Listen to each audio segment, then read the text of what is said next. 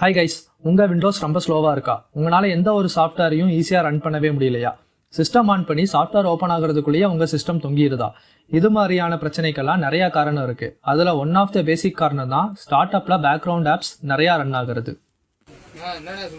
S, நம்ம laptop or PC start பண்ணும்போது பேக்ரவுண்டில் நிறையா சாஃப்ட்வேர் ரன் ஆகிட்டு இருக்கும்.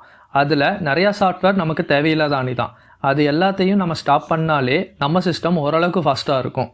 அதுக்கு நாம் என்ன பண்ணணும்னா, ஃபஸ்ட்டு உங்கள் லேப்டாப் ஆர் பிசியை ஆன் பண்ணிக்கோங்க. அதில் டெஸ்க்டாப் வந்துட்டு Ctrl+Alt+Delete கீயை ப்ரெஸ் பண்ணுங்கள். ஒரு டைலாக் பாக்ஸ் வரும். அதில் டாஸ்க் மேனேஜர் ஆப்ஷனை சூஸ் பண்ணிங்கன்னா டாஸ்க் மேனேஜர் ஓப்பன் ஆகும். அதில் லெஃப்ட் சைட் பார்த்தீங்கன்னா ஸ்டார்ட் அப் ஆப்ஸ் அப்படின்னு ஒரு ஆப்ஷன் இருக்கும். அதை கிளிக் பண்ணிக்கோங்க. இப்போது ஸ்டார்ட் அப் ஆப்ஸ் எல்லாமே டிஸ்பிளே ஆகும். இங்கே ஸ்டேட்டஸ் ஃபீல்டில் செக் பண்ணிங்கன்னா எனேபிள்டு டிசேபிள்டுன்னு 2 ஆப்ஷன் இருக்கும்.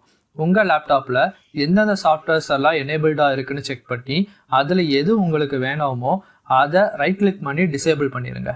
இப்படி பண்ணால் நம்ம லேப்டாப் ஆர் பிசி ராக்கெட் வேகத்தில் இருக்குமான்னு கேட்டால் இருக்காது.